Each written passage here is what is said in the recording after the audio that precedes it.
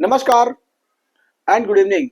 स्वागत है आपका हमारे यूट्यूब प्लेटफॉर्म पे। मैं हूं पार्थ। अब थोड़ा सा बिहार के हट से थोड़ा बात कर लेते हैं।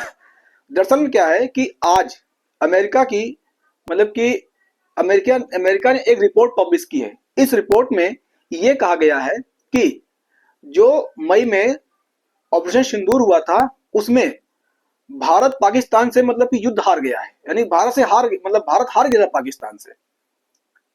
यानी कि अमेरिका ने भारत को इतना नीचा दिखा दिया है आज कि मतलब कि भारत हार गया था पाकिस्तान से ऑपरेशन सिंदूर में। क्या ऐसा पॉसिबल है? आपको लगता है ऐसा पॉसिबल है? पॉसिबल ही नहीं हो सकता है। कहीं ना कहीं अमेरिका जो है भारत को अस्थिर करने की कोशिश कर रहा है, खासकर मोदी सरकार को। और अगर अमेरिका ने अगर जो अमेरिकी रिपोर्ट अगर सही है, अगर अमेरिका ने सही बताया है, तो फिर हमारी तैयारी क्या थी, हमने क्या तैयारियां की थी युद्ध स्तर पर, इसको मतलब इसका जवाब मोदी जी को देना चाहिए मीडिया में आकर के।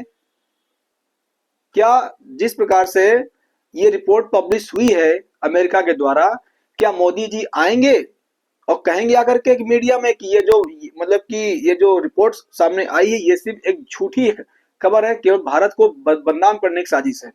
और अगर मोदी जी नहीं आते हैं इस मतलब कि मीडिया में, तो कहीं हो सकता है बात सही भी हो। अब इसको लेकर के जो जो मतलब कि जो विपक्ष है, खासकर जयराम रमेश, उन्होंने हमला बोला है प्रधानमंत्री पे।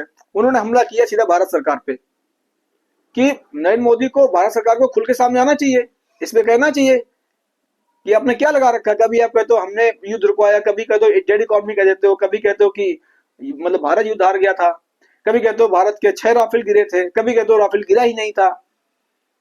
क्या लगा रखा आपने? और उस रिपोर्ट में सबसे जो चौंकाने वाली रिपोर्ट है वो ये है कि जितने भी वेपन्स यूज किए थे पाकिस्तान ने, वो सारे सारे चाइना के थे। यानी कि कहीं न कहीं पाकिस्तान युद्ध नहीं लड़ रहा था, युद्ध लड़ रहा था चाइना भारत से। ये जब सामने निकल के बात आई तो हमारा तो माथा चकरा गया, हम तो भौचक्के रह गए कि अरे, कि पाकिस्तान इतना साला भूखा नंगा गरीब देश और उसके पास ऐसे हथियार।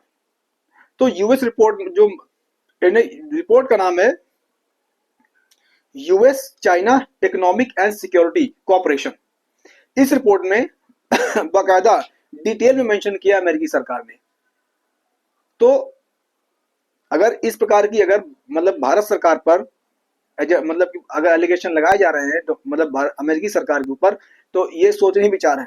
और हमें चाइना से और ज्यादा होशियार रहने की जरूरत है, क्योंकि इस रिपोर्ट से एक बात तो साफ हो गई है कि चाइना है किसी का नहीं, खासकर भारत का बिल्कुल नहीं है, क्योंकि भारत को घेर रहा है।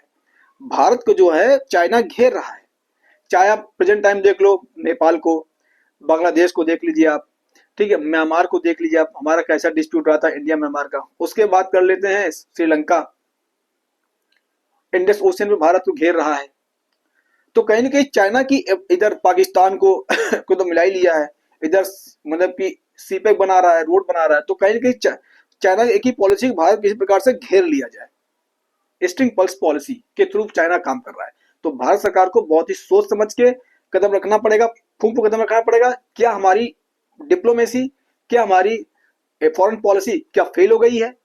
ये भी एक गंभीर मुद्दा बना हुआ है। क्या हमें डिप्लोमेसी बिल्कुल मतलब कि चरम सीमा पर खराब हो चुकी है, उसका निम्न स्तर हो गया है? क्या हमारी फॉरेन पॉलिसी का कोई भी रोल खत्म हो गया है? ये क्वेश्चन का जवाब मोदी जी को देना पड़ेगा। प्रधानमंत्री हैं भारत के, 140 करोड़ लोगों के चुने हुए प्रधानमंत्री हैं, हमारे सबके प्रधानमंत्री हैं, उनको आगे जवाब देना पड़ेगा भाई कि अमेरिका बार बार भारत किरकिरी कर रहा है। भाई भारत किरकिरी हो रही ना कि प्रधानमंत्री किरकिरी हो रही है। भारत एक राष्ट्र है। तो आप इस पे क्या सोचते हैं? आप अपने कमेंट दीजिए, बताइए कि क्या मोदी जी मतलब कि पब्लिक में आकर के या मीडिया के सामने आकर के अमेरिका को जवाब देना चाहिए या नहीं देना चाहिए।